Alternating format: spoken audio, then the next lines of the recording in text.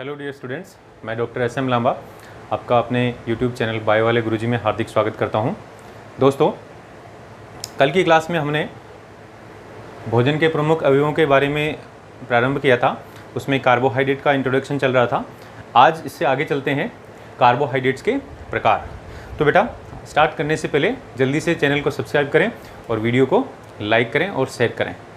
तो बेटा देखो, कार्बोहाइड्रेट्स का जो प्रकार है ये किस आधार पे हम कार्बोहाइड्रेट को अलग अलग भागों में बांट रहे हैं। कल हमने बहुत सारे खाद्य पदार्थों के नाम पढ़े थे कि उसमें कार्बोहाइड्रेट जो हैं वो अलग अलग सोर्सों से प्राप्त हो रहे हैं, लेकिन रासायनिक दृष्टि से अगर कार्बोहाइड्रेट्स को देखें, यानी आप कह सकते हैं कार्बोहाइड्रेट के जो अणु हैं उनकी जटिलता के आधार पर अगर कार्बोहाइड्रेट्स को देखें तो ये कार्बोहाइड्रेट्स 3 प्रकार के होते हैं। अब बेटा 3 प्रकार के कौन कौन से हैं, तो यहाँ देखिए नाम देखेंगे आप, मोनोसेकेराइड, ओलिगोसेकेराइड एंड पॉलीसेकेराइड। तो ये जो सेकेराइड शब्द है इसका मतलब होता है शर्करा, यानी कार्बोहाइड्रेट को हम आम भाषा में शर्करा भी कह सकते हैं, लेकिन ये जो शब्द जो शर्करा है विशेष तौर पे मोनोसेकेराइड और ओलिगोसेकेराइड के लिए ही प्रयुक्त होता है, क्योंकि शर्करा जो है वो स्वाद में मीठी होती हैं और जो शर्कराएं स्वाद में मीठी नहीं होती उनको हम पॉलीसेकेराइड या पॉलीशर्करा कहते हैं। तो यहाँ पर इन तीनों में बहुत सारे हम अंतर भी पढ़ेंगे, इनके उदाहरण भी पढ़ने वाले हैं। तो देखिए, मोनोसेकेराइड जो पदार्थ हैं, यानी मोनोसेकेराइड जो शर्करा है ये क्या है, तो बोले मोनो का मतलब है कि अकेले अणु, मोनो का मतलब है एक, यानी ये कार्बोहाइड्रेट के जो अणु हैं वो अकेले होते हैं, यानी एक ही अणु होता है और वो अणु सबसे सरलतम अणु होता है, यानी अब उसको हम और ज़्यादा विघटित नहीं कर सकते। तो बेटा जो मोनोसेकेराइड हैं ये क्या है, कार्बोहाइड्रेट के आप कह सकते हैं सबसे सरल अणु है, कार्बोहाइड्रेट के सबसे सरल अणु, यानी जटिलता के आधार पर सबसे सरल हो गए। अब आप ये भी कह सकते हैं कि साहब ये जो कार्बोहाइड्रेट हैं जो मोनोसेकेराइड हम पढ़ेंगे ये स्वाद में मीठे होते हैं, यानी इनका स्वाद मीठा होता है। अभी आगे बहुत सारे उदाहरण पढ़ेंगे हम। और साथ में कह सकते हैं कि ये साहब पानी के अंदर घुल जाते हैं, यानी ये जल में घुलनशील भी होते हैं। तो इस तरीके से हम कह सकते हैं कि जो मोनोसेकेराइड हैं, जो सरल शर्कराएं हैं, जो सबसे सरल अणु जिनका होता है, ये स्वाद में तो मीठे होते हैं और जल में घुलनशील होते हैं। ठीक ऐसे ही जो ओलिगोसेकेराइड हैं वो क्या है, तो यहाँ पर जो ओलिगो शब्द है इसका जो मतलब ये है कि मोनोसेकेराइड के कुछ अणु अगर आपस में जुड़ जाएं तो जो अणु बनेगा शर्करा का उसको हम बोलेंगे ओलिगोसेकेराइड। तो यहाँ पर कह सकते हैं कि 2 से लेकर 9 मोनोशर्करा के जो अणु हैं, 2 से लेकर 9 मोनोशर्करा के अणु जब आपस में जुड़ते हैं तो उसको क्या बोलते हैं, ओलिगोसेकेराइड। अब बेटा जो ये ओलिगोसेकेराइड हैं ये भी स्वाद में मीठे ही होते हैं और ये भी जल में घुलनशील होते हैं। यहाँ पर दोनों के अंदर हमने तुलना कर दी है। अंतर क्या आया है कि दोनों ही स्वाद में मीठे हैं, दोनों ही जल में घुलनशील है, ये तो समानता आ गई। लेकिन अंतर क्या आया है, बोले मोनोसेकेराइड का अणु सरल होता है, एक ही अणु होता है, जबकि ओलिगोसेकेराइड का जो अणु है वो कई मोनोशर्करा के अणु से, यानी 2 से लेकर 9 मोनोशर्करा के अणु से मिलकर बना होता है। अब बेटा तीसरा प्रकार का जो है वो है पॉलीसेकेराइड।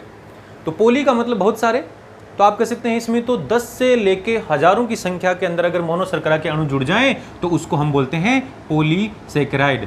तो बोले यहाँ पर कह सकते हैं 10 या इससे अधिक, या तो 10 हो या 10 से अधिक मोनोशर्करा के अणु अगर आपस में जुड़ जाते हैं, 10 या इससे अधिक मोनोशर्करा के अणु अगर आपस में जुड़ जाते हैं तो उनको हम बोलेंगे पॉलीसेकेराइड। अब ये जो पॉलीसेकेराइड हैं ये काफ़ी जटिल अणु होते हैं, क्योंकि इनमें बहुत सारे मोनोशर्करा के अणु आपस में जुड़े होते हैं, तो काफ़ी जटिल अणु हैं। तो ये बेटा जल में अघुलनशील होते हैं। तो बेटा ये क्या होते हैं जल में, ये जल में अघुलनशील होते हैं। ऊपर वाले दोनों घुलनशील थे, ये अघुलनशील हैं। साथ में ये स्वादहीन होते हैं, कोई भी स्वाद महसूस नहीं होता है। अभी आगे उदाहरण आएंगे तो आपको खुद को पता चलेगा कि वास्तव में मीठे नहीं होते हैं, यानी स्वादहीन का मतलब है मीठे नहीं होते हैं। तो यहाँ पर आप कह सकते हैं दोनों जो हैं वो मीठे हैं, और जो तीसरा जो पॉलीसेकेराइड है वो स्वादहीन है, यानी इनका मीठा स्वाद नहीं है और साथ में जल में भी नहीं घुलते हैं। तो आइए अब वन बाय वन इनको हम पढ़ेंगे। तो सबसे पहले पढ़ेंगे मोनोसेकेराइड। तो देखो, कल हमने कार्बोहाइड्रेट के बारे में बताया था कि इनका एक मूलानुपाती सूत्र होता है, यानी कार्बन, हाइड्रोजन और ऑक्सीजन का जो अनुपात है वो 1:2:1 होता है। तो यहाँ पर जो मोनोसेकेराइड हैं उनका अगर हम यहाँ पर अणुसूत्र लिखें मोनोसेकेराइड का, तो वैसे देखे जाए तो मोनोसेकेराइड का जो अणुसूत्र है वो CnH2nOn ऐसे लिख सकते हैं। यानी यहाँ पर N जो है वो कार्बन की संख्या है, यानी 1 रखेंगे, 2 रखेंगे, 3 रखेंगे तो सब जगह ही उसी के हिसाब से यहाँ पर अणुओं की संख्या हो जाएगी। तो मोनोशर्करा जो है उनका अणुसूत्र ये है। अब बेटा जो ये मोनोशर्करा हैं ये सरलतम कार्बोहाइड्रेट हैं, हम पहले ही कह चुके हैं। अब भाई सरलतम क्यों है? क्योंकि इनके अणु को आगे और छोटे अणु में तोड़ा नहीं जा सकता। तो विज्ञान की भाषा में इस प्रक्रिया को हम कहेंगे कि साहब इनके अणु को हम और ज़्यादा जल अपघटित नहीं कर सकते, यानी इनका जल अपघटन संभव नहीं है। तो यहाँ पर बोल देंगे कि इनका क्या नहीं होता? जल अपघटन नहीं होता, यानी जल अपघटन की जो क्रिया है जल अपघटन नहीं होता, यानी अब इनको और छोटे अणुओं में नहीं तोड़ा जा सकता। टूटेंगे तो पूरी तरीके से नष्ट ही हो जाएंगे, कोई पदार्थ नहीं बनेगा। लेकिन हम कह सकते हैं इनका आगे जल अपघटन नहीं होता है, इसीलिए हम इनको सरलतम कार्बोहाइड्रेट बोलते हैं और इसीलिए इनका नाम आया है मोनो, यानी एक ही अणु, अब उसको और अणुओं में नहीं तोड़ सकते। तो लेकिन ये मोनोसेकेराइड जो हैं ये बेटा कार्बन की परमाणुओं की संख्या के आधार पर अलग अलग प्रकार के हैं। तो यहाँ पर देखो कार्बन की परमाणु की संख्या यहाँ पर 1, 2, 3, 4, 5, 6, 7 कितनी भी हो सकती है। लेकिन हम यहाँ पढ़ेंगे प्रकृति में वास्तव में कितने कार्बन परमाणुओं वाला मोनोसेकेराइड हैं वो उपलब्ध हैं, उन्हीं को हम यहाँ पढ़ेंगे। तो देखिए सबसे जो कम कार्बन परमाणु की संख्या वाला जो मोनोसेकेराइड है वो है ट्रायोज। तो यहाँ ट्रायोज, ट्राई जो शब्द आ रहा है, ट्राई का मतलब होता है 3। तो यहाँ पर हम कह सकते हैं कि जो ट्रायोज है उनके अंदर कार्बन परमाणु कितने होते हैं? तो बोल इनके अंदर C परमाणु यानी कार्बन परमाणु की संख्या कितनी होती है बेटा? 3 होती है। तो अब इनका जो सूत्र है वो कितना, कैसा लिख देंगे हम? बोले C3H6 और O3, ऐसे इनका सूत्र हो जाएगा। अब ट्रायोज का जो ये सूत्र है ये इसको देख के हम कह सकते हैं कि इससे कम कार्बन वाली जो शर्करा है वो संभव ही नहीं है। तो यहाँ पर एक उदाहरण बताएंगे, वो है ग्लिसरैल्डिहाइड। ये ग्लिसरैल्डिहाइड सबसे कम कार्बन वाली शर्करा है। हालांकि ये क्वेश्चन आज तक पूछा नहीं गया है, लेकिन फिर भी यहाँ आपको ये ध्यान देना है, बाई चांस आ जाए कि जो सबसे कम कार्बन वाली शर्करा कौन सी है, तो बोले ग्लिसरैल्डिहाइड। फिर उसके बाद में चलते हैं नेक्स्ट कैटेगरी, वो है टेट्रोज, यानी मोनोसेकेराइड का दूसरा प्रकार। तो जो टेट्रोज हैं इनके अंदर बेटा जो कार्बन परमाणु हैं, नाम से ही पता चला टेट्रा मतलब 4, तो कार्बन परमाणु की संख्या 4 होती है। अब 4 कार्बन परमाणु हैं तो इनका जो सूत्र है वो क्या हो जाएगा? C4H8O4, यानी इस तरीके से इनका सूत्र लिख सकते हैं। हालांकि सूत्र के आपके एग्जाम में आने के चांसेस कम है, लेकिन फिर भी आप कह सकते हैं ये हमारा जो मूल सूत्र था उसके आधार पे हमने ये लिख दिया है। अब यहाँ 4 कार्बन परमाणु वाली जो मोनोशर्करा या मोनोसेकेराइड है उसका उदाहरण है इरिथ्रोज।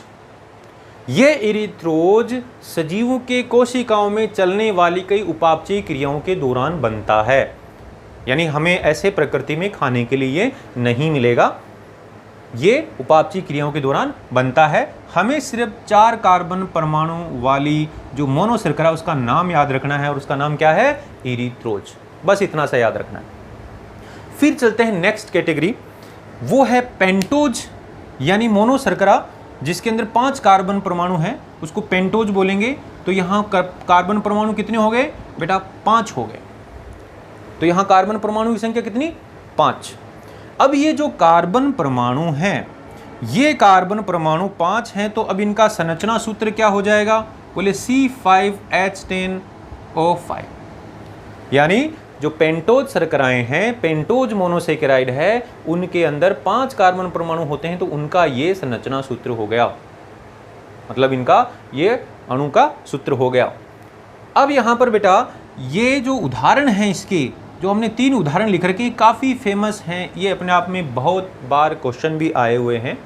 तो देखो 5 कार्बन वाली मोनो शर्कराओं के उदाहरण कौन कौन से हैं, तो हम बोलेंगे पहला तो है राइबोज।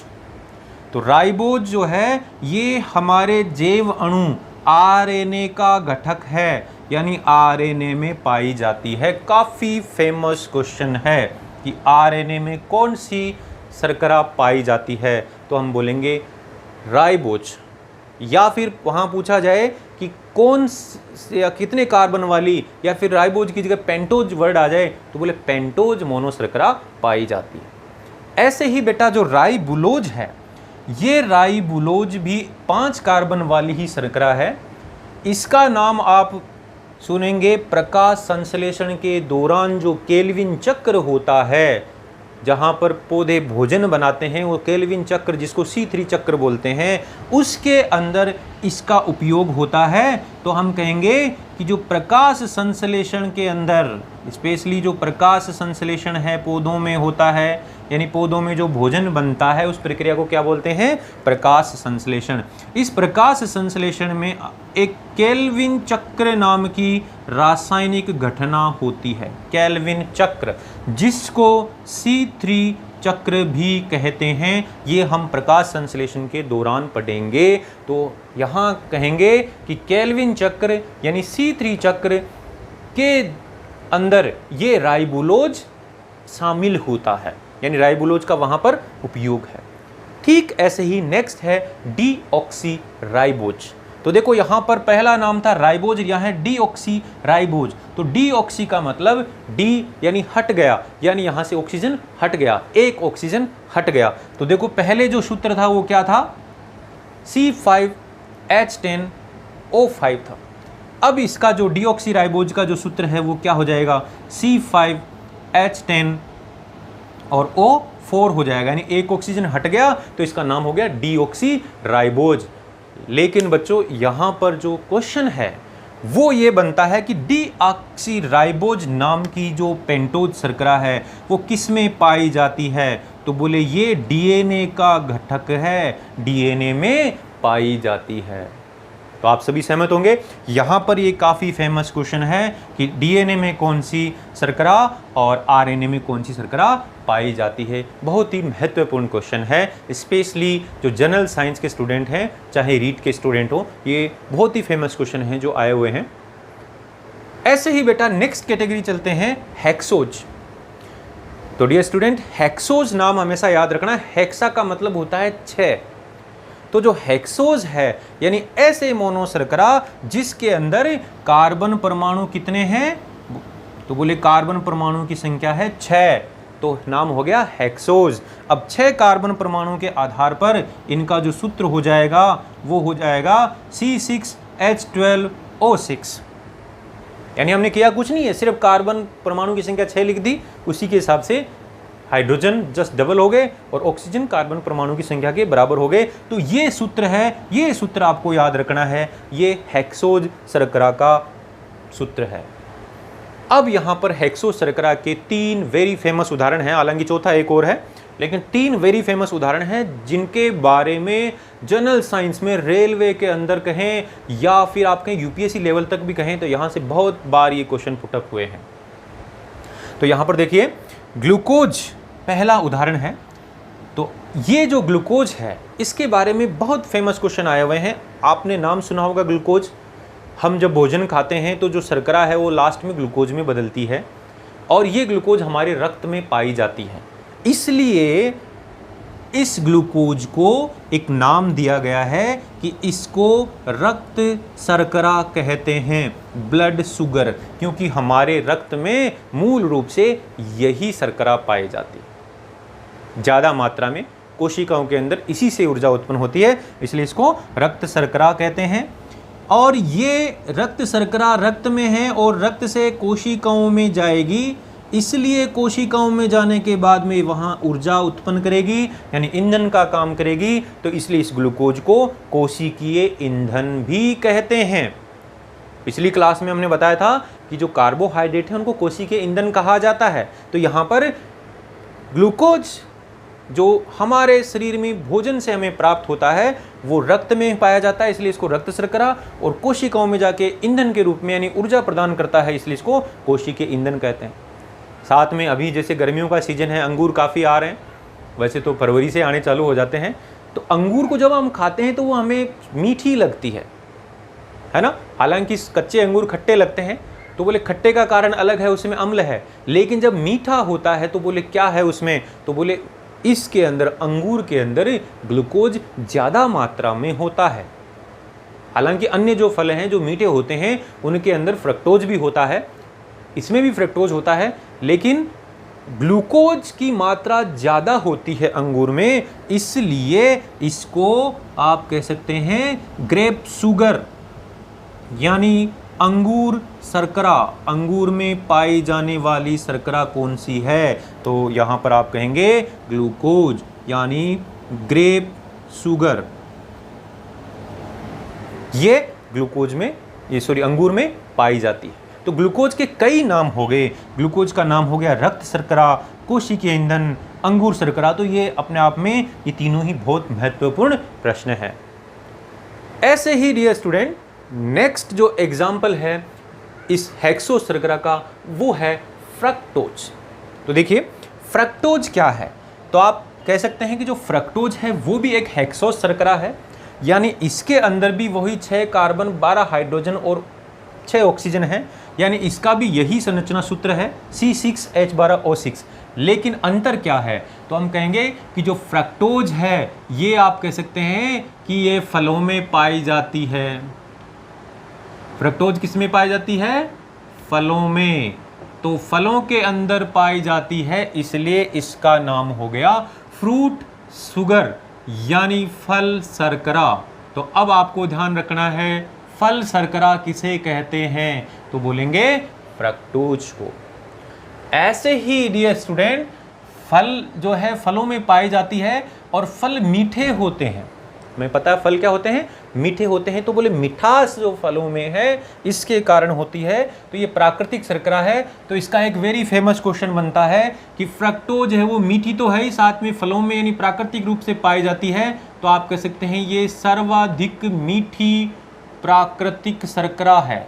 सर्वाधिक मीठी यानी सबसे अधिक मीठी है और प्राकृतिक रूप से फलों में पाई जाती है, तो इसको आप कह सकते हैं सर्वाधिक मीठी प्राकृतिक शर्करा कौन सी है, बोले फ्रक्टोज, जो फलों में पाई जाती है। ठीक ऐसे ही जो फ्रक्टोज है ये शहद में भी पाई जाती है। शहद, हनी, मधु। तो इसलिए इसको क्या कह देंगे, बोले इसलिए शहद में पाए जाने के कारण फ्रक्टोज को मधु शर्करा भी कह सकते हैं, या फिर इसको शहद शर्करा भी कहा जाता है। तो देखो मधु शर्करा और शहद शर्करा ये दोनों शहद में पाए जाने के कारण नाम है। तो शहद के अंदर ग्लूकोज भी पाया जाता है लेकिन फ्रक्टोज ज़्यादा मात्रा में पाया जाता है, इसलिए इसको शहद शर्करा भी कहा जाता है। ये भी काफ़ी फेमस क्वेश्चन है। ठीक ऐसे ही जब आप प्रजनन तंत्र पढ़ेंगे तो प्रजनन तंत्र के अंदर जो नर प्रजनन तंत्र में पढ़ेंगे कि नर के द्वारा एक द्रव्य स्रावित होता है जिसको शुक्रिय द्रव्य यानी सीमन या फिर वीर्य कहा जाता है। वीर्य या सीमन। तो वीर्य या सीमन में एक शर्करा होती है जो शुक्राणुओं को पोषण प्रदान करती है और इस शर्करा का नाम है फ्रक्टोज। तो आप कह सकते हैं वीर्य और सीमन में भी ये पाई जाती है। तो देखिए फ्रक्टोज के 3 अलग अलग जगह पाए जाने के कारण इसके नाम भी अलग अलग हैं और ये आप कह सकते हैं प्राकृतिक मीठी शर्करा है। तो यहाँ कई क्वेश्चन बनते हैं, इस क्वेश्चन को कई तरीके से पूछा जाता है। पहला तो निम्न में से हेक्सो शर्करा कौन सी है या नहीं है, तो उसमें फ्रक्टोज ऑप्शन भी हो सकता है, ग्लूकोज भी हो सकता है। कहने का मतलब अगर फ्रक्टोज से संबंधित पूछेंगे तो उसमें फ्रक्टोज ऑप्शन होगा, बाकी अन्य नाम होंगे। ऐसे ही बोले फलों में जो शर्करा पाई जाती है, फलों में मीठापन किस शर्करा के कारण होता है, तो बोलेंगे फ्रक्टोज के कारण। या फिर बोले फल शर्करा किसे कहते हैं, तो बोले फ्रक्टोज को। ऐसे बोले सर्वाधिक मीठी प्राकृतिक शर्करा कौन सी है, तो बोले फ्रक्टोज है। शहद में कौन सी शर्करा पाई जाती है अधिक मात्रा में, या फिर शहद शर्करा किसे कहते हैं, तो बोले फ्रक्टोज को। वीर्य में कौन सी शर्करा पाई जाती है, शुक्राणुओं को कौन सी शर्करा है वीर्य में पोषण प्रदान करती है, तो बोलेंगे फ्रक्टोज। तो इस तरीके से फ्रक्टोज के लिए काफ़ी महत्वपूर्ण क्वेश्चन है। ठीक ऐसे ही बेटा गैलेक्टोज, तो गैलेक्टोज जो है ये, इसका गे हटाएंगे तो लैक्टोज शब्द, तो लैक्टोज एक शर्करा है जो आगे पढ़ने वाले हैं हम, वो मोनो शर्करा नहीं है, वो आगे यानी ओलिगोसेकेराइड में डाइसेकेराइड प्रकार की है। लेकिन जो लैक्टोज है वो दूध में पाई जाती है, और जब हम इस दूध को पिएंगे, इस दूध को पीने के बाद में जब हमारी आहार नाल में जाएगा तो वो लैक्टोज टूटेगा और उससे एक अणु तो बनेगा ग्लूकोज का और दूसरा अणु बनेगा गैलेक्टोज का। तो डियर स्टूडेंट, जो गैलेक्टोज है ये प्राकृतिक रूप से उपलब्ध नहीं है। गैलेक्टोज प्राकृतिक रूप से उपलब्ध नहीं है, लेकिन किससे बनता है ये, बोले लैक्टोज के जल अपघटन से बनता है एक तो।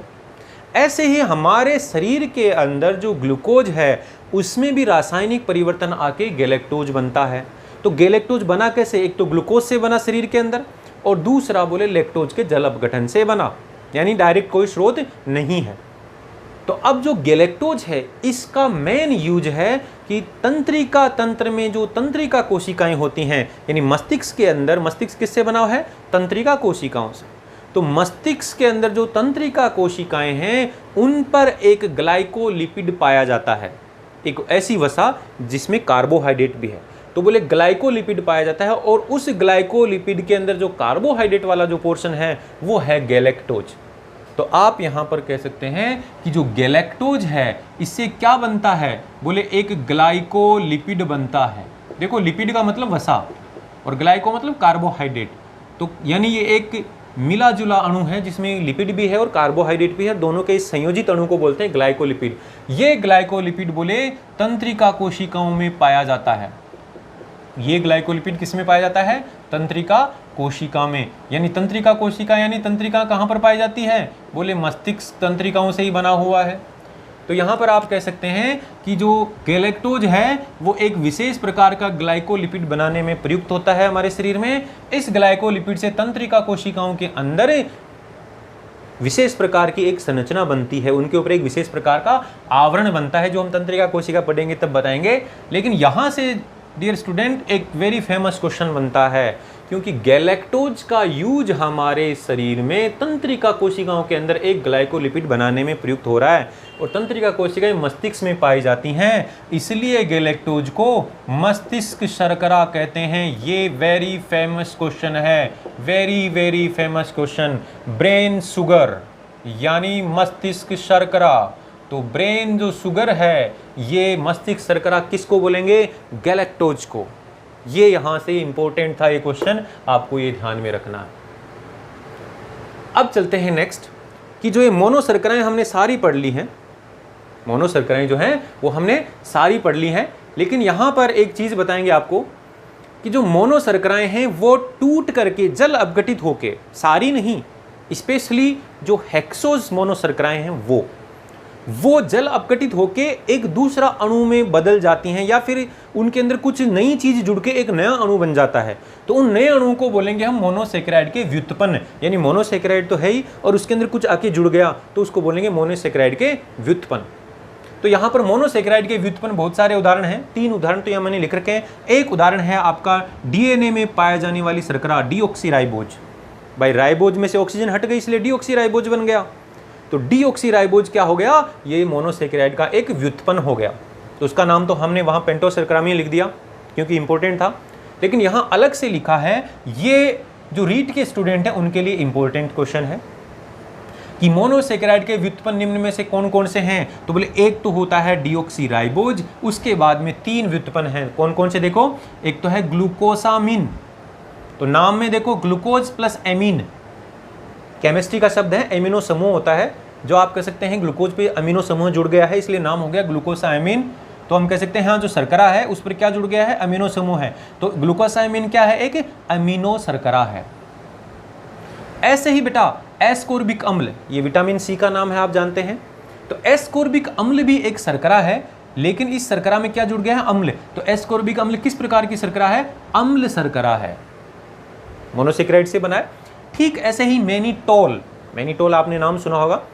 तो मैनिटोल जो है वो भी एक शर्करा है, लेकिन कैसी शर्करा है? इसमें एल्कोहलिक ग्रुप पाए जाते हैं सारे के सारे, तो बोलिए एल्कोहल शर्करा है। तो ये रीट के लिए इंपॉर्टेंट है कि ग्लूकोसामीन किस प्रकार की, एस्कोर्बिक अम्ल और मैनिटोल किस प्रकार की शर्कराएं हैं। तो इनके नाम से ही बोले एमिनो शर्करा है, एस्कोर्बिक अम्ल शर्करा है, मैनिटोल ओल एल्कोहल के आगे लगता है, इसलिए ये एल्कोहल शर्करा है, ऐसे याद रख सकते हैं।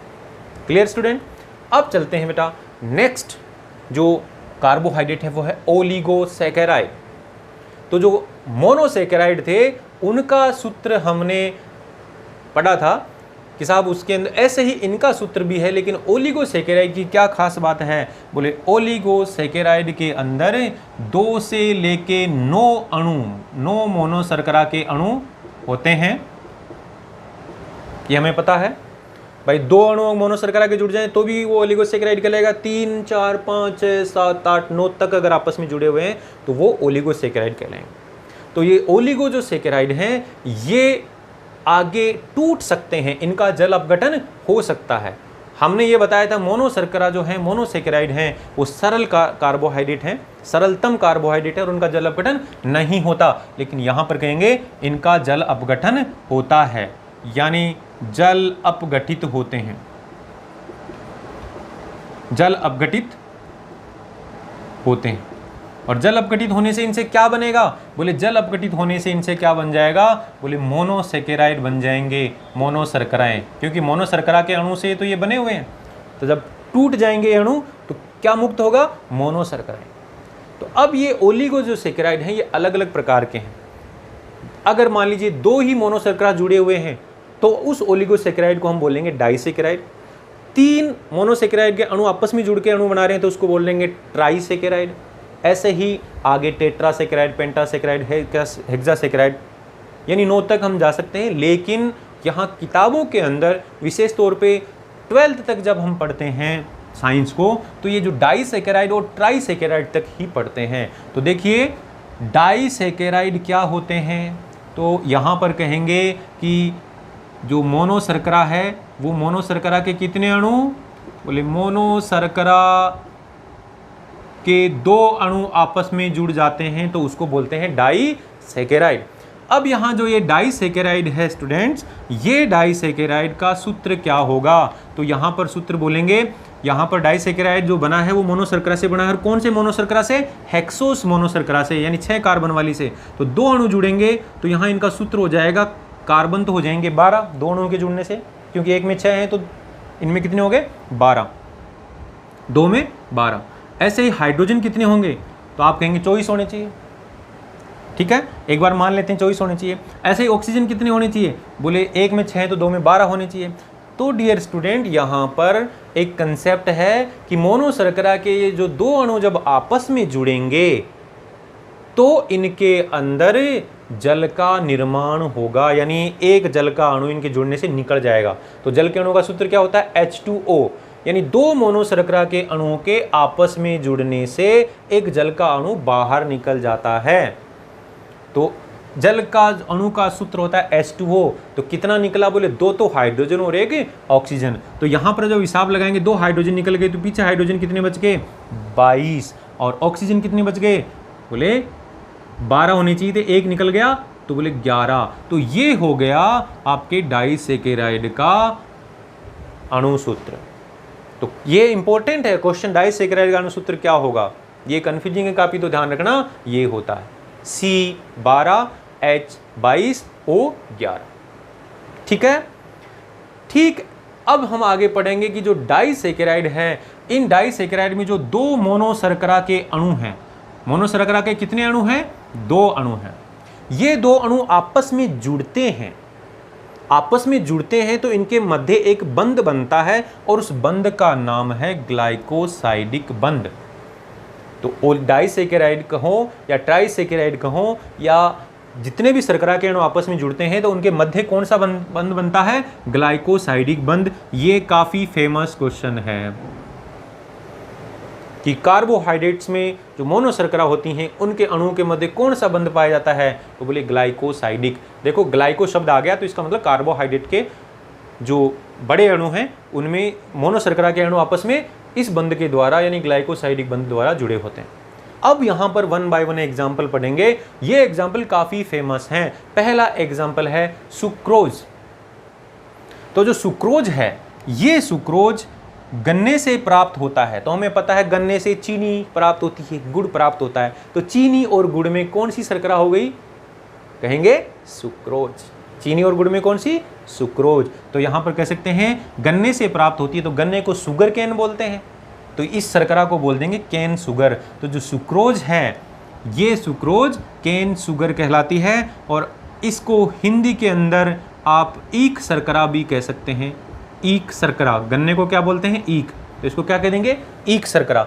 ऐसे ही आप इसको गन्ने की शर्करा भी कह सकते हैं, गन्ने की शर्करा, क्योंकि गन्ने से प्राप्त होती है ये। तो इसके 3 विभिन्न नाम हो गए, केन सुगर, ईख शर्करा और गन्ने की शर्करा। ऐसे ही इसका एक नाम और है, वो क्या है, इसको हम टेबल शुगर बोलते हैं। अब टेबल शुगर क्यों, क्योंकि हम जब खाना खाते हैं तो टेबल पे बैठते हैं, हालांकि जरूरी नहीं टेबल पे बैठे, क्योंकि टेबल कुर्सी पे बैठ के खाना कई बार अनकंफर्ट भी लगता है जो थोड़े से रेगुलर यूज नहीं करते उनको, इसलिए नीचे बैठ के भी खाना खाते हैं, कैसे भी खाओ। लेकिन ये टर्म वहीं से आई है कि जब टेबल पर यानी जब हम खाना खाने बैठते हैं तो हमें जब चीनी चाहिए होती है, चीनी, तो वो चीनी में क्या है, सुक्रोज। तो चीनी को हम साधारण शर्करा बोलते हैं, यानी टेबल पर हमारे रखी रहती है जब भी हमें मीठा खाना होता है। बोले घर में कई लोगों को मीठा खाना पसंद होता है, इससे शर्म की बात नहीं है, मुझे भी मीठा खाना बहुत पसंद है। मेरे ऑफलाइन क्लास के जो स्टूडेंट हैं वो बहुत ही ज़्यादा परिचित हैं। वो जब भी उनको क्लास के अंदर कुछ अच्छी चीज़ें बताते थे या फिर ऐसे बोलते थे कि गुरुजी आप हमारे लिए बहुत कुछ कर रहे हैं, इतना मेहनत कर रहे हैं, तो मैं उनको ऐसे बोल देता था, कोई बात नहीं बेटा, आप डेली एक जना मेरे लिए मिठाई ले आया करो। हालांकि वो मजाक की बात थी, लेकिन फिर भी कई स्टूडेंट हैं वो उसको सीरियस ले लेते थे, कई बार लेके भी आते थे। तो उन बच्चों को मैं धन्यवाद बोल रहा हूँ, अगर वो सुन रहे हैं तो उनको बहुत बहुत धन्यवाद कहूँगा, क्योंकि इस लॉकडाउन के अंदर, इस कोरोना काल में पिछले 1.5 साल से मैं आपकी उस मिठाई को बहुत ज़्यादा मिस कर रहा हूँ। तो स्टूडेंट्स एक बार वापस आइए कि जो सुक्रोज है ये चीनी के अंदर पाया जाता है और चीनी को हम टेबल पे रखते हैं, इसलिए सुक्रोज का नाम टेबल शुगर भी हो गया और इसको साधारण शर्करा बोलते हैं। ठीक है, अब ये जो साधारण शर्करा है यानी जो सुक्रोज है ये किस में पाई जाती है, बोले चीनी व गुड़ में। तो अब ये डायरेक्ट क्वेश्चन भी आ सकता है, गुड़ में कौन सी शर्करा या चीनी में कौन सी शर्करा, क्योंकि चीनी या गुड़ कहाँ से प्राप्त हो रहे हैं, गन्ने से, और गन्ने में क्या है, सुक्रोज। क्लियर। तो इस तरीके से ये काफी फेमस क्वेश्चन यहां पर बनते हैं। अब देखिए ये जो सुक्रोज है ये किससे बना हुआ है, तो अभी हम पढ़ रहे हैं डाइसैकेराइड, तो डाइसैकेराइड में सुक्रोज पढ़ रहे हैं, तो हमने ये बोला डाइसैकेराइड है वो मोनोशर्करा के 2 अणु से मिलकर बना है, तो सुक्रोज भी डाइसैकेराइड है, तो सुक्रोज में भी मोनोशर्करा के 2 अणु हैं। अब ये 2 अणु कौन से हैं, तो बोले यहाँ जब सुक्रोज को तोड़ेंगे, सुक्रोज का जब जल अपघटन होता है तो मोनोशर्करा के 2 अणु मुक्त होते हैं। वो 2 अणु कौन कौन से हैं, बोले एक तो होता है ग्लूकोज और दूसरा होता है फ्रक्टोज। तो इस तरीके से सुक्रोज किससे बना होता है, बोले एक अणु ग्लूकोज से और एक अणु फ्रक्टोज से बना होता है। ये भी काफी महत्वपूर्ण क्वेश्चन है। ठीक है डियर स्टूडेंट, तो इस तरीके से आपको याद रखना है सुक्रोज के घटक क्या हैं, बोले एक ग्लूकोज और एक फ्रक्टोज, और सुक्रोज क्या है, एक डाइसैकेराइड। अब चलते हैं नेक्स्ट शर्करा, वो है लैक्टोज। तो लैक्टोज, लैक्टोज को जो नाम आते हैं आप कहेंगे दूध में होती है साहब, ठीक है ना, तो ये दुग्ध शर्करा, दूध में पाए जाने के कारण दुग्ध शर्करा कहलाती है। और लैक्टोज का जो अणुसूत्र है वो भी वैसे ही होगा जो डाइसैकेराइड का है, यानी सुक्रोज का कहो या लैक्टोज का कहो, अणुसूत्र यही आएगा। ये आपको याद रखना है, कई बार क्वेश्चन आ जाता है तो यही अणुसूत्र आएगा। तो जो लैक्टोज है वो दूध में पाए जाने के कारण दुग्ध शर्करा कहलाती है। और जब इसका जल अपघटन होगा लैक्टोज का तो क्या बनता है, तो बोले एक तो बनता है ग्लूकोज का अणु, यानी लैक्टोज भी तो डाइसैकेराइड है, यानी मोनोशर्करा के 2 अणु से मिलकर बनी है। तो इसको जब ये टूटेगी तो बोले वो 2 मोनोशर्करा मुक्त होंगी, तो कौन कौन सी, तो कहेंगे एक तो ग्लूकोज और दूसरा गैलेक्टोज। तो गैलेक्टोज के बारे में अभी पढ़ा था कि प्राकृतिक रूप से उपलब्ध नहीं है, हालांकि लैक्टोज के अंदर छुपी हुई है लेकिन ऐसे मुक्त रूप में नहीं पाई जाती। तो ग्लूकोज और गैलेक्टोज यहाँ पर दो शर्कराएं होगी, इनके जुड़ने से क्या बनता है, लैक्टोज। तो ये भी महत्वपूर्ण चीज है। ऐसे ही तीसरा डाइसेकेराइड है माल्टोज। तो जो माल्टोज है इसको माल्ट शर्करा बोलते हैं। ये डियर स्टूडेंट एक महत्वपूर्ण पदार्थ में पाई जाती है, जौ का नाम सुना होगा, जौ में, या फिर अगर किसी अनाज को, स्पेशली गेहूं को, जौ को, चन, इसको, मक्का को, है ना, बाजरे को हम भिगो दें तो वो जब अंकुरित होंगे, फूल जाएंगे, तो उसके अंदर ये बनती है माल्टोज, उसमें उस अंकुरण के समय बनती है। तो जो माल्टोज है ये अंकुरित अनाजों के अंदर पाई जाने वाली शर्करा है। काफ़ी महत्वपूर्ण क्वेश्चन है, नोट कर लेना। तो माल्टोज एक डाइसेकेराइड है, यानी दो मोनोशर्करा के अणु से मिलकर बनी हुई है और ये अंकुरित अनाजों में पाई जाती है। इसके बारे में नेक्स्ट इंफॉर्मेशन की माल्टोज भी डाइसेकेराइड है, तो ये इसका जब जल अपघटन होगा तो इसमें कौन से दो मोनोशर्करा छुपी हुई हैं, तो इसमें डियर स्टूडेंट छुपी हुई है ग्लूकोज ही है, यानी ग्लूकोज के दो अणु हैं। यानी मैं ग्लूकोज को दो बार लिख रहा हूं, इसका मतलब ये है कि ग्लूकोज के दो अणु से ये माल्टोज बना हुआ है, ग्लूकोज प्लस ग्लूकोज। क्लियर? अब देखिए एक बहुत ही महत्वपूर्ण फेमस क्वेश्चन आपके सामने लिखा हुआ है, ट्री हेलोज। तो जो ट्री हेलोज है इसका नाम आपने सुना होगा, ये यूपीएससी के अंदर ये क्वेश्चन आया हुआ है। तो अब यूपीएससी में आया हुआ है तो कहीं ना कहीं इसमें बहुत ही इंपॉर्टेंट लॉजिक है। इस ट्री हेलोज नाम से कई क्वेश्चन बनते हैं। पहला क्वेश्चन, ट्री हेलोज किस प्रकार, या ट्री हेलोज क्या है, तो हम बोलेंगे शर्करा है, कार्बोहाइड्रेट है।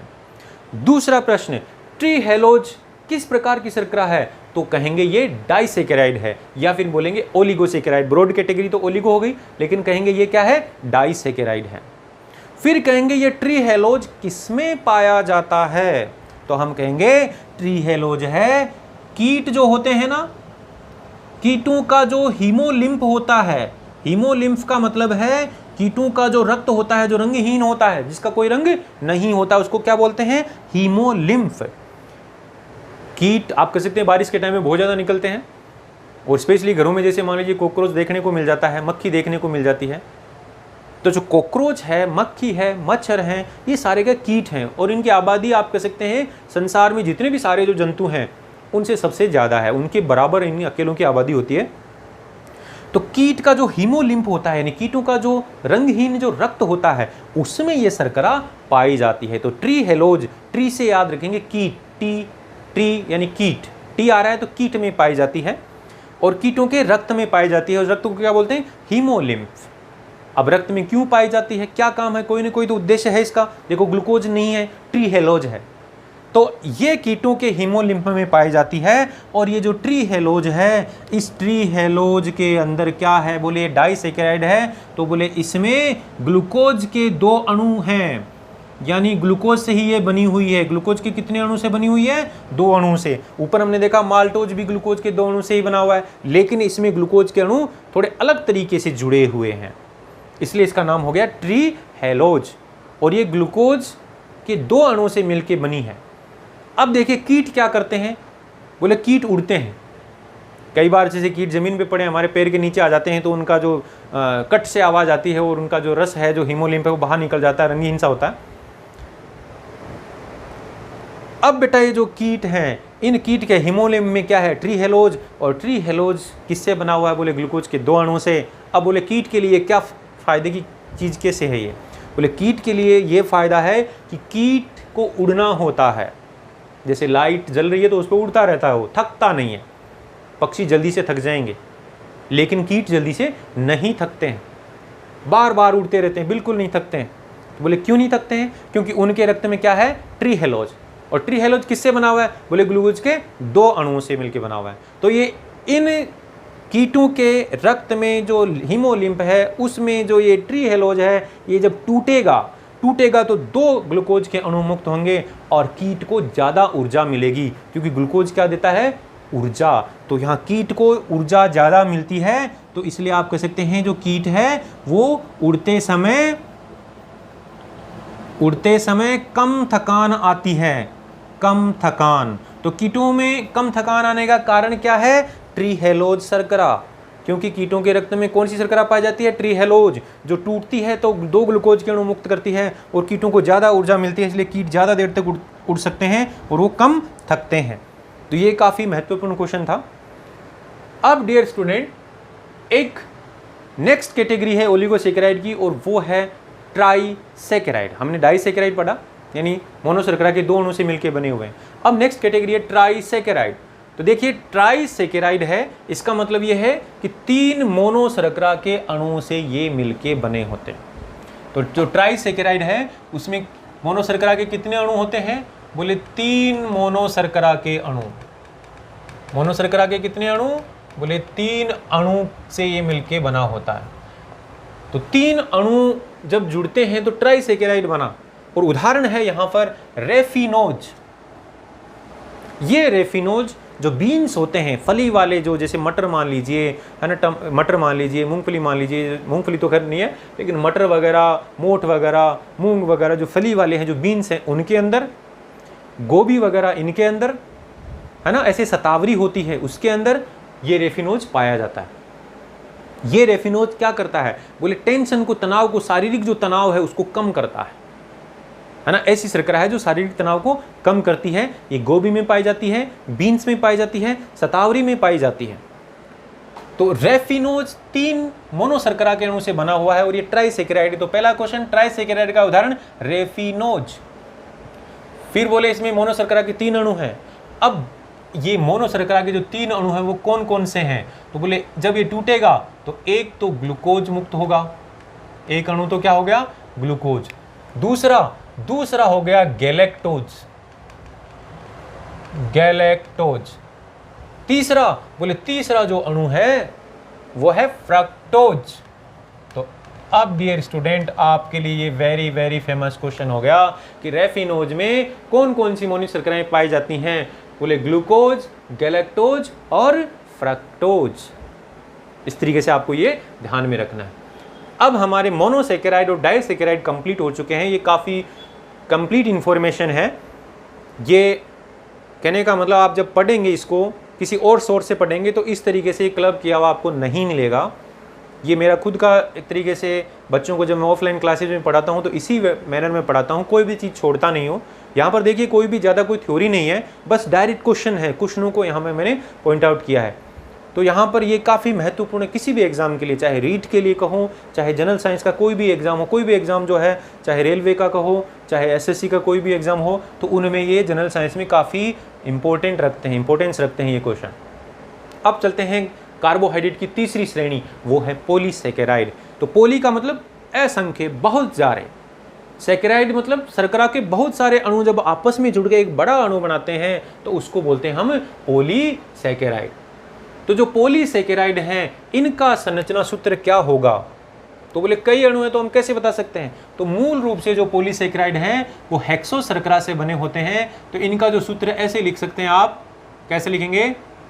C6H10O5 और दोनों तरफ ऐसे डैश लगा देंगे और फिर डैश लगा के ऐसे बोल लिख देंगे और बाहर लिख देंगे N। थोड़ा सा विजिबिलिटी हो सकता है आपको क्लियर ना दिखे यहाँ पर, लेकिन जो बोल रहा हूँ उसको सुनिएगा।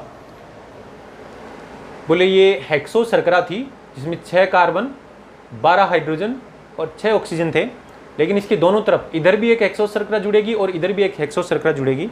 तो इस एक अणु से बोले एक जल का अणु का नुकसान होगा, तो बोले यहाँ 2 हाइड्रोजन और 1 ऑक्सीजन निकल जाएगा और इस तरीके से इन मोनोशर्करा के अणु की एक सीरीज बनेगी, एक बहुत बड़ी श्रृंखला बनेगी और उसको बोलेंगे पॉलीसैकेराइड।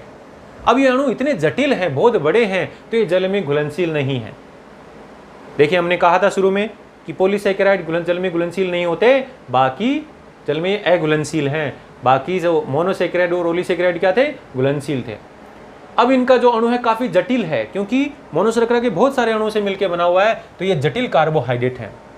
अब ये जटिल कार्बोहाइड्रेट क्यों बनते हैं? बोले पौधों में भी बनते हैं, जंतुओं में भी बनते हैं। क्यों बनते हैं? बोले भोजन को संग्रहित, यानी भोजन इन्हीं के रूप में संग्रहित होता है, यानी संग्रहित ईंधन कहलाते हैं। तो पॉलीसैकेराइड क्या कहलाते हैं? संग्रहित ईंधन। हालांकि कोशिकीय ईंधन ग्लूकोज था जो कोशिका में यूटिलाइज होता है, यूज होता है, ऊर्जा बनाने में काम आता है, लेकिन स्टोर किस फॉर्म में होते हैं? पॉलीसेकेराइड के फॉर्म में। तो बोले संग्रहित ईंधन है, काफी फेमस क्वेश्चन है, और जटिल और अघुलनशील कार्बोहाइड्रेट हैं। अब इनके उदाहरण 1 बाय 1 पढ़ेंगे। पहला उदाहरण है सेल्यूलोज। नाम आपने सुना होगा, पादपों की कोशिका भित्ति सेल्यूलोज से बनी होती है, काफी फेमस क्वेश्चन है कोशिका विज्ञान का। तो हम यहाँ कहेंगे कि जो सेल्यूलोज है वो पादप कोशिका भित्ति का घटक होता है, पादपों की कोशिका भित्ति में पाया जाता है। अब इसके बारे में कई इंटरेस्टिंग फैक्ट्स हैं जो हर क्वेश्चन, मतलब हर लाइन जो है वो क्वेश्चन बन के आई हुई है विभिन्न एग्जाम्स में। आप जब ऐसे टॉपिक वाइज जो ऐसे एग्जाम, ऐसे पेपर आपको मिलेंगे, ऐसी बुक मिलेंगी मार्केट में जिनमें टॉपिक वाइज है, एग्जाम में आए हुए क्वेश्चनों की लिस्ट है। तो जब आप कार्बोहाइड्रेट या भोजन के अवयवों के बारे में जब पढ़ेंगे तो ये सारे क्वेश्चन आपको उनमें एग्जाम में आए हुए मिल जाएंगे। इसीलिए मैंने यहाँ पर आपको ये नहीं बता रहा कौन से एग्जाम में, ये सारे ही एग्जाम्स में आए हुए हैं, यानी ये टॉपिक इतना इंपॉर्टेंट है। तो डियर स्टूडेंट्स, अब हम आगे चलते हैं कि सेल्यूलोज के बारे में वो इंटरेस्टिंग फैक्ट्स क्या हैं। तो बोलिए पृथ्वी पर पाया जाने वाला सर्वाधिक मात्रा में पाया जाने वाला कार्बोहाइड्रेट है, पहला क्वेश्चन। तो बोलिए सर्वाधिक मात्रा में पाया जाने वाला कार्बोहाइड्रेट कौन सा होता है पृथ्वी पर? वो है सेल्यूलोज। दूसरा प्रश्न कि पृथ्वी के ऊपर जितना भी कार्बनिक पदार्थ हैं, देखिए कार्बोहाइड्रेट्स क्या हैं? कार्बनिक पदार्थ हैं। तो बोले जितने भी कार्बनिक पदार्थ हैं अलग अलग प्रकार के, उनमें सबसे अधिक मात्रा में पाया जाने वाला कार्बनिक पदार्थ भी सेल्यूलोज ही है। तो बोले पृथ्वी पर सर्वाधिक मात्रा में पाया जाने वाला कार्बोहाइड्रेट और कार्बनिक पदार्थ क्या है? सेल्यूलोज। काफी फेमस क्वेश्चन है, याद रखना इसको। सर्वाधिक मात्रा में पाया जाने वाला कार्बोहाइड्रेट या फिर सर्वाधिक मात्रा में पाया जाने वाला कार्बनिक पदार्थ कौन सा है? तो बोले सेल्यूलोज, क्योंकि इतने सारे पौधे हैं, इतनी सारी वनस्पतियां हैं, सब में सेल्यूलोज है, तो सबसे ज्यादा हो गया कार्बनिक पदार्थ। ऐसे ही डियर स्टूडेंट, कपास के रेशों में एक क्वेश्चन आया हुआ है कि कपास के जो रेशे होते हैं, जो रुई होती है, वो रुई के अंदर मूल रूप से सेल्यूलोज ही होता है, वो सेल्यूलोज के ही रेशे होते हैं। तो कपास के रेशों में जो सेल्यूलोज है वो सबसे अधिक यानी 90% पाया जाता है। काफी फेमस क्वेश्चन है। ऐसे ही जो लकड़ी है पौधों से हमें प्राप्त होती है, तो लकड़ी जो है उसमें भी सेल्यूलोज है, क्योंकि पौधों से लकड़ी प्राप्त होती है और पौधों की कोशिकाओं के अंदर सेल्यूलोज है। तो बोले लकड़ी के अंदर कितना होता है? तो आप कहेंगे 25 से 50% सेल्यूलोज लकड़ी में पाया जाता है। लेकिन ये क्वेश्चन ज़्यादा इंपॉर्टेंट है कि कपास के रेशों में कितना % होता है सेल्यूलोज। फिर देखिए नेक्स्ट फैक्ट, अभी हमने बोला कि पॉलीसेकेराइड है, यानी मोनोशर्करा के अणु से मिलकर बनते हैं, तो सेल्यूलोज एक पॉलीसेकेराइड है। तो ये किस मोनोशर्करा से बने हुए हैं? तो अब हम बोलेंगे यहाँ एक ही मोनोशर्करा से बना हुआ है, ग्लूकोज से। यानी ग्लूकोज के बहुत सारे अणु, और कितने अणु? 6000 अणु जब आपस में जुड़ते हैं तो बोले एक अणु बनता है किसका? सेल्यूलोज का। तो सेल्यूलोज ग्लूकोज का क्या हो गया? बहुलक। ये ग्लूकोज का बहुलक है, यानी पॉलीमर है। बहुत सारे ग्लूकोज के अणु जुड़ेंगे तब जाके एक सेल्यूलोज का अणु बनेगा। ऐसे ही अब इस सेल्यूलोज को अगर हम क्षार से, क्षार के उदाहरण बता सकते हो आप, जैसे पोटेशियम हाइड्रोक्साइड, सोडियम हाइड्रोक्साइड, ये क्षार हैं। अब सेल्यूलोज को क्षार वाले सॉल्यूशन में डालेंगे, यानी सेल्यूलोज रेशे के रूप में होता है, तो बोले उसमें जब डालेंगे तो वो उससे क्रिया होगी और उस क्रिया से एक पदार्थ बनेगा, उसका नाम है रेयॉन। नाम सुना होगा आपने, प्राकृतिक रेशा है ये। रेयॉन क्या है? प्राकृतिक रेशा। किससे बना? सेल्यूलोज से। इसी प्राकृतिक रेशे के ऊपर कुछ ट्रीटमेंट किया जाता है और उससे कृत्रिम रेशम बनाया जाता है। तो जो कृत्रिम रेशम है किससे बनता है? रेयॉन से। ठीक है ना डियर स्टूडेंट?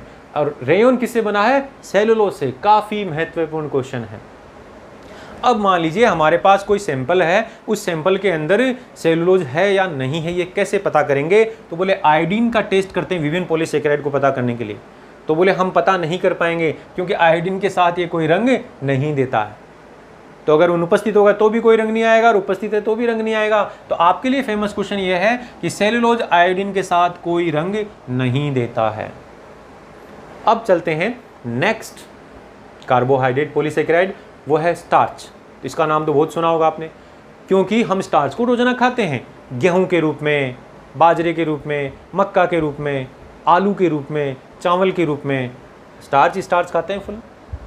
तो जो स्टार्च है वो पौधों के अंदर संग्रहित भोजन के रूप में पाया जाता है। तो आप कह सकते हैं पौधों में भोजन किस रूप में संग्रहित रहता है? स्टार्च के रूप में। काफी फेमस क्वेश्चन है।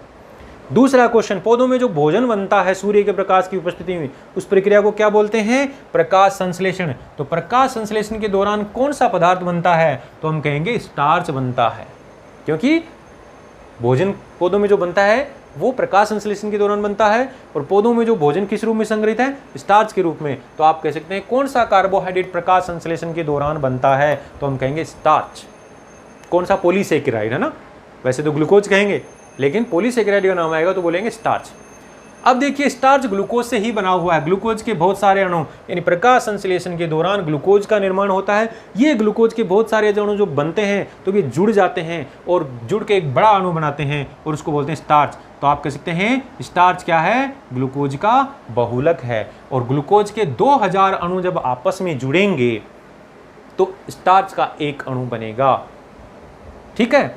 अब इस स्टार्च का पता लगाना हो किसी सैंपल में तो इसके लिए एक टेस्ट है।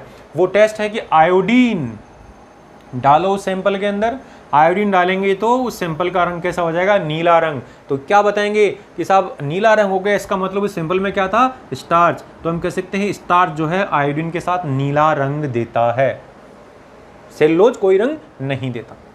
ठीक है। नेक्स्ट पॉलीसेकेराइड है ग्लाइकोजन। तो ग्लाइकोजन में आप देखेंगे कि जो ग्लाइकोजन है, इसका नाम सुना होगा। ग्लाइकोजन यानी ग्लूकोज से बना हुआ है, और इसका नाम ऐसे सुना होगा कि हमारे मांसपेशियों में और यकृत में ये स्टोर रहता है। तो हम यहाँ कह सकते हैं जंतुओं का ये संग्रहित भोजन है, हमारे अंदर संग्रहित है। ऐसे ही जो कवक होते हैं, जो फंजाई हैं, उनके अंदर भी ये संग्रहित भोजन के रूप में पाया जाता है। तो यहाँ ग्लाइकोजन के बारे में जो क्वेश्चन बनेगा वो ये है कि जंतुओं व कवकों में संग्रहित भोजन के रूप में कौन सा पॉलीसेकेराइड पाया जाता है? बोले ग्लाइकोजन। क्लियर।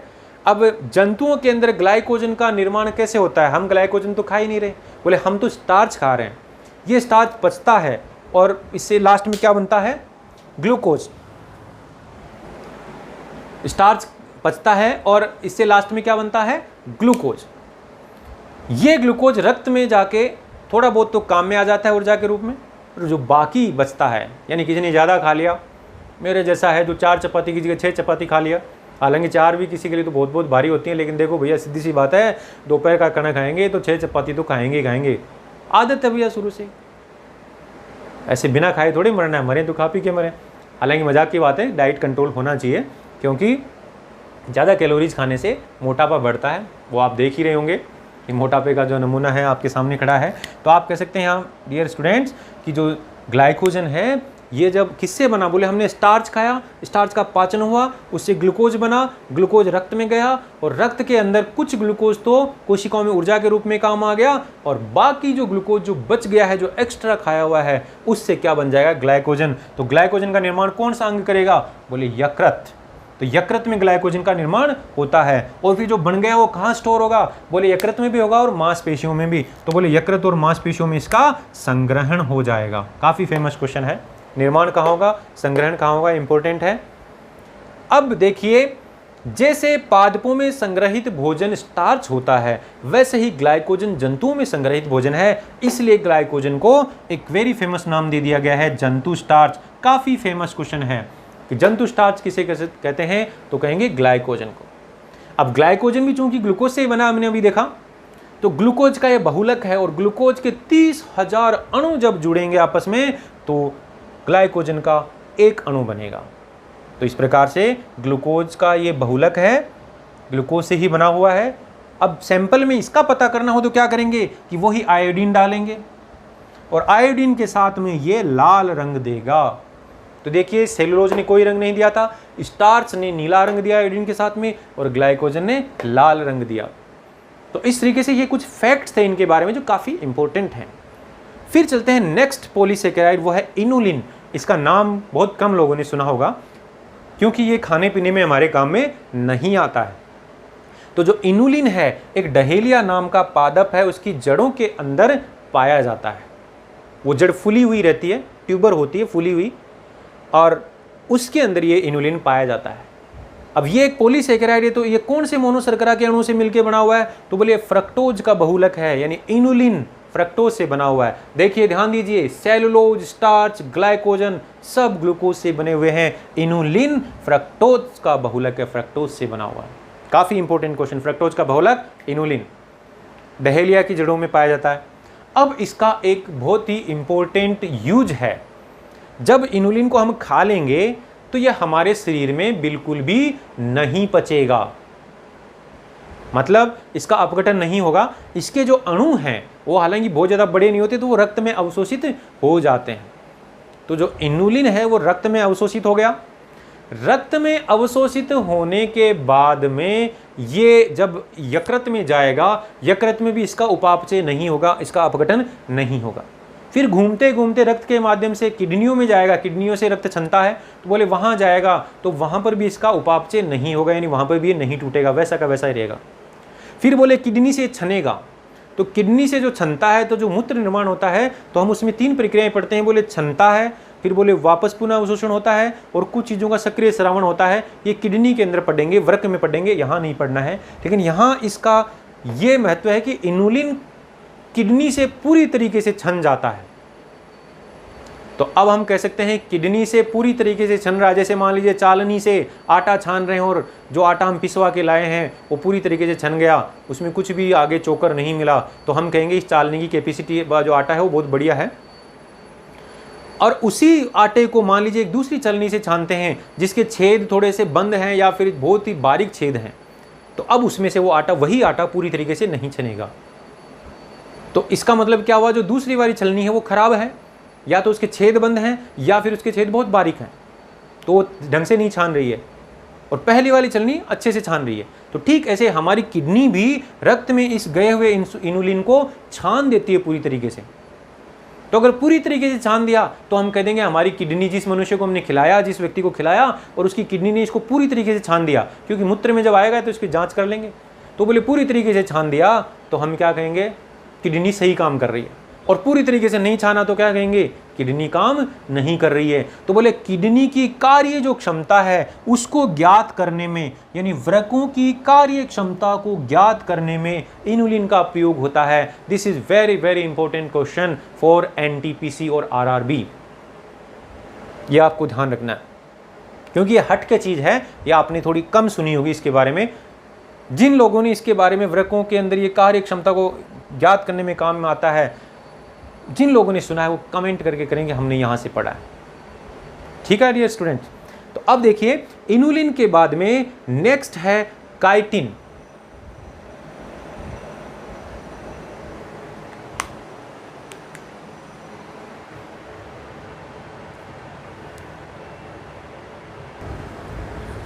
तो देखिए 5वें प्रकार का जो पॉलीसेकेराइड है वो है काइटिन। तो काइटिन का नाम आपने बहुत सुना होगा, काफ़ी फेमस है, क्योंकि ये भी बेटा सेलुलोज की तरह बहुत अधिक मात्रा में पाया जाता है। ये दूसरा सबसे अधिक मात्रा में पाए जाने वाला कार्बनिक पदार्थ है, यानी कार्बनिक पदार्थ की दृष्टि से देखें तो सबसे अधिक सेलुलोज, और प्रकृति में दूसरा सबसे अधिक मात्रा में पाया जाने वाला कार्बनिक पदार्थ कौन है, काइटिन है। अब ये जो काइटिन है ये पाया कहाँ जाता है, तो आप तो एक काइटिन से एक तो ये याद रख सकते हैं, काइटिन से में क्या आ रहा है, तो एक तो याद रख सकते हैं कवक, और दूसरा याद रख सकते हैं काइटिन में ऐसे काइटिन यानी कीट। तो कीट और कवकों में देखो पाया जाता है, कहाँ पाया जाता है, तो पहला तो कहेंगे जो कवक होते हैं यानी जो फंजाई होते हैं, कवकों में जो कोशिका भित्ति होती है, यानी कवकों की जो कोशिका है उसमें भी कोशिका भित्ति होती है, तो कवकों की जो कोशिका भित्ति में ये पाया जाता है। तो काइटिन कवकों की कोशिका भित्ति में पाया जाता है। और कहाँ पाया जाता है काइटिन डियर स्टूडेंट्स, तो बोले एक काइटिन है जो कीट होते हैं, तो बोले कीटों के बाह्य कंकाल में, कीटों पर बाह्य कंकाल होता है। कॉकरोच को देखेंगे तो उनके पंखों के ऊपर एक बहुत ही कड़ा सा, है ना, भूरे भूरे रंग का कवच होता है, भूरे भूरे रंग के पंख होते हैं जो कड़े होते हैं, वही बाह्य कंकाल है। तो इस तरीके से कीटों के बाह्य कंकाल और कवकों की कोशिका भित्ति में क्या पाया जाता है, काइटिन। और काइटिन क्या है, एक पॉलीसेकेराइड। तो बेटा कवक से में भी क्या आ रहा है, कीटों में भी क्या आ रहा है, तो काइटिन से आप ऐसे कवक और कीट याद रखेंगे। अब देखिए कि जो काइटिन है वो पॉलीसेकेराइड है। अभी तक हमने पढ़ा सेलुलोज, ग्लाइकोजन और स्टार्च, ये ग्लूकोज से बने हुए हैं, ग्लूकोज के बहुलक हैं। इनुलिन के बारे में पढ़ा तो वो फ्रक्टोज से बना हुआ है। काइटिन किससे बना हुआ है? तो आपने अभी मोनोसेकेराइड जब पढ़े थे तो उसमें ये बताया था कि जो आपका ग्लूकोज है, जो मोनोशर्करा है, उनका एक व्युत्पन्न शर्कराएं बनती है और उस पहली शर्करा का नाम हमने बताया था ग्लूकोसामीन, ग्लूकोसामीन, यानी ग्लूकोज पे अमीनो समूह जुड़ गया यानी अमीनो शर्करा। तो यहां पर हम कहेंगे कि जो N acetyl glucosamine, N acetyl glucosamine, ये एक व्युत्पन्न शर्करा है, इसका बहुलक है। इससे क्या बनता है? काइटिन बनता है। यानी किसका बहुलक है काइटिन? एन एसिटाइल ग्लूकोसामीन का बहुलक है। यानी जब इसमें बहुलीकरण होगा, यानी बहुत सारे एन एसिटाइल ग्लूकोसामीन के अणु जुड़ेंगे तो काइटिन बनेगा, और ये कवकों में और कीटों के अंदर पाया जाता है। ठीक ऐसे ही नेक्स्ट एक शर्करा है जिसका नाम बहुत रेयर सुना होगा आपने, पेक्टोज। तो जो पेक्टोज है ये अधपके और कच्चे फलों के अंदर पाया जाता है, यानी फल भी पादप का ही एक भाग है, तो उसमें भी कोशिका भित्ति पाई जाती है। तो मूल रूप से ये कोशिका भित्तियों के अंदर सेल्यूलोज के साथ में पाया जाता है। तो इसलिए आप कह सकते हैं जो पेक्टोज है वो पेक्टिन और सेल्यूलोज का मिश्रित पदार्थ है, और ये अधपके और कच्चे फलों में पाया जाता है। ये भी एक पॉलीसेकेराइड है। ठीक है, तो जब फल पकते हैं तो इस शर्करा का, इस पेक्टिन का अपघटन होता है, जिसके कारण फल की भित्ति मुलायम हो जाती है। तो फल की जो भित्ति जो कठोर होती है अधपके फल में, वो किसके कारण होती है? इस पेक्टिन के कारण, यानी पेक्टिन और सेल्यूलोज के इस मिले जुले पदार्थ पेक्टोज के कारण। दोनों में से कोई सा एक ऑप्शन आ सकता है कि अधपके फलों या कच्चे फलों की जो भित्ति का कठोरता का कारण क्या है, या फिर फल जब पक जाते हैं तो बोले कौन सा पदार्थ उनमें अपगलन होता है, कौन से पदार्थ का अपगलन होता है? तो पेक्टोज या पेक्टिन जो है वो अपगलित हो जाते हैं, और उसकी वजह से जो फल है वो पक जाता है, फल की भित्ति मुलायम हो जाती है। ठीक है, ऐसे ही नेक्स्ट है अगार अगार। ये जो नाम आपने सुना होगा, ये प्रयोगशाला में यूज होता है। अगार अगार एक ऐसा पॉलीसेकेराइड है जो लाल शैवाल, यानी जब पादप पढ़ेंगे तो शैवाल पढ़ेंगे, उसके अंतर्गत 3 प्रकार के शैवाल होते हैं, लाल, हरे और भूरे। तो वहाँ जो लाल शैवाल हैं जो समुद्र में पाए जाते हैं, इन शैवालों में अगर अगर नाम का पॉलीसेकेराइड होता है। ये जो अगर अगर है ये जेली बनाने में स्पेशली काम में आता है, जेली। और प्रयोगशाला के अंदर जो संवर्धन माध्यम होता है, यानी हम हलवे जैसा एक माध्यम बनाते हैं प्रयोगशाला में, बिल्कुल सूजी के हलवे के जैसा ही बनता है, बस वो स्वादिष्ट नहीं होता। तो उसमें क्या होता है, वो जेली टाइप में बन जाता है और फिर गाढ़ा हो जाता है। तो उसमें कई पोषक पदार्थ डाल देंगे और फिर उसमें जीवाणु छोड़ देते हैं, तो उस संवर्धन माध्यम में जीवाणु है वो वृद्धि करते हैं। तो बोले जो अगार अगार है ये जेली जैसा होता है और ये संवर्धन माध्यम में बनाने में काम आता है। आप कह सकते हैं आइसक्रीम वगैरह इनके अंदर भी ये यूज होता है। तो अगार अगार भी एक पॉलीसेकेराइड है। ये कुछ ऐसे नाम थे जो चलते फिरते कई बार इन पे क्वेश्चन आ सकते हैं। तो देखिए, कार्बोहाइड्रेट पढ़ने के बाद में थोड़ा सा कार्बोहाइड्रेट की जो रासायनिक प्रकृति है उसके बारे में जान लेते हैं। तो देखिए, कार्बोहाइड्रेट की जो रासायनिक प्रकृति है उसको हम ऐसे समझ सकते हैं कि कार्बोहाइड्रेट के अणु को जब देखेंगे तो उसके अंदर बहुत सारे हाइड्रोक्सिल ग्रुप यानी अल्कोहल वाले ग्रुप यानी ऐसे समूह दिखेंगे। तो ये बहुत सारे हैं, इसको बोलते हैं हाइड्रोक्सी ग्रुप, हाइड्रोक्सी समूह है, और बहुत सारे होते हैं इसलिए इसको बोल दिया पॉलीहाइड्रोक्सी ग्रुप इसमें पाए जाते हैं। ठीक ऐसे ही जो कार्बोहाइड्रेट के अणु हैं उनके अंदर इस तरीके का एक ग्रुप पाया जाता है, इसको बोलते हैं एल्डिहाइड। तो ये जो एल्डिहाइड समूह है ये कार्बोहाइड्रेट में पाया जाता है, इसलिए कार्बोहाइड्रेट को हम एल्डोज भी कहते हैं। ठीक ऐसे ही जो कार्बोहाइड्रेट के अंदर एक ऐसा समूह और है इस तरीके से, इसको बोलते हैं कीटोन समूह है। तो ऐसे कार्बोहाइड्रेट जिनमें ऐसे समूह पाए जाते हैं उनको बोलते हैं कीटोज।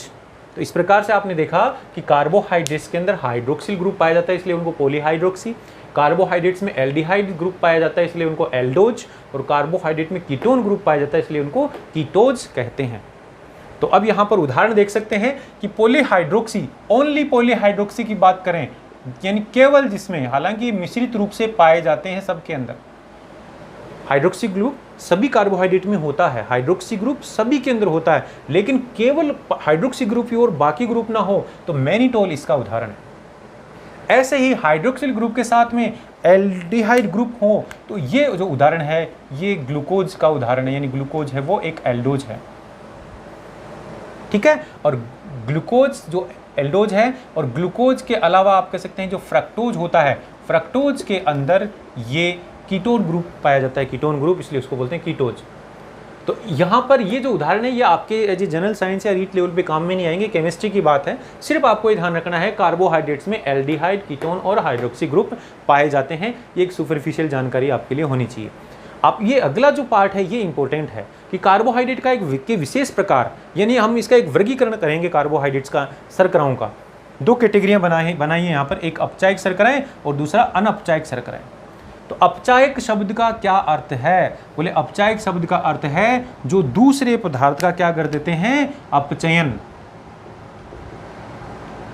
अपचयन करने वाले पदार्थ, यानी इनका क्या नाम है, अपचायक, यानी दूसरे पदार्थ का अपचयन कर देंगे। तो केमिस्ट्री हम पढ़ेंगे कि अपचयन का मतलब क्या होता है। जब बोले किसी पदार्थ का जब अपचयन होता है उसका मतलब ये है कि या तो उस पदार्थ में हाइड्रोजन जुड़ गई है या फिर उससे ऑक्सीजन हट गई है, उस क्रिया को बोलते हैं अपचयन। तो ये जो पदार्थ हैं अपचायक शर्कराएं, ये अन्य पदार्थों का अपचयन कर देती हैं। और अब इसी अपचयन को हम ऐसे भी बोल सकते हैं कि किसी पदार्थ में से अगर, या किसी कोई पदार्थ अगर इलेक्ट्रॉन को ग्रहण करता है तो उसको हम अपचयन बोलते हैं। तो यहाँ पर अपचयन के तीन मतलब हो गए।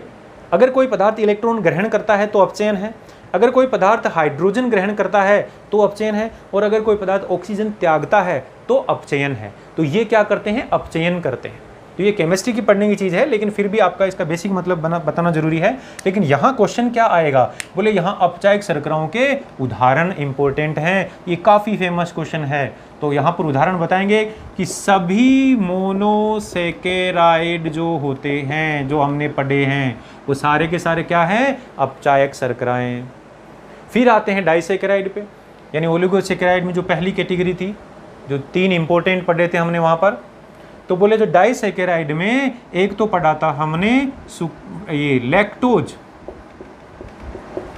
दूसरा पढ़ा था माल्टोज, और तीसरा पढ़ा था फ्रक्टोज, वो सुक्रोज। तो डाइसेकेराइड में तीन चीजें पढ़ी थी, लैक्टोज, माल्टोज और सुक्रोज। तो देखिए लैक्टोज और माल्टोज ये दोनों तो अपचायक शर्कराएं ही हैं, लेकिन जो सुक्रोज है वो अपचायक शर्करा नहीं है। वो कैसी शर्करा है, वो अनअपचायक शर्करा है। यानी सुक्रोज किस में आएगा, बोले अनअपचायक शर्कराओं में।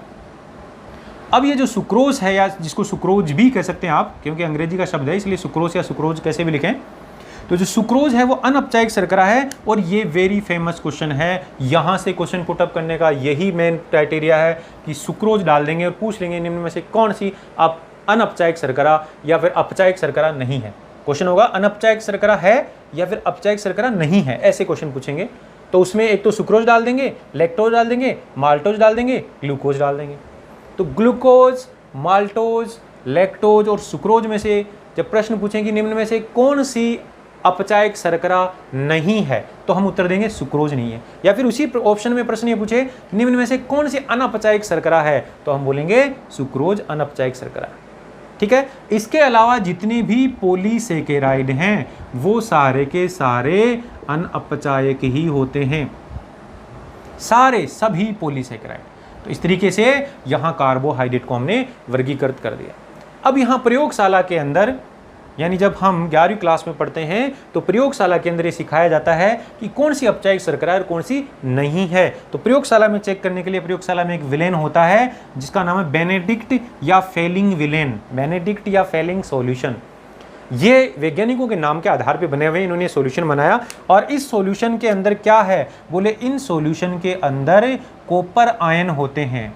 और किस अवस्था में होते हैं, बोले इस रूप में। इसका मतलब क्या है कि कॉपर आयन पर 2+ चार्ज है, इसका मतलब इसके पास इलेक्ट्रॉन की क्या है, कमी है। यानी ये अभी कौन सी अवस्था में है, ऑक्सीकृत अवस्था में है।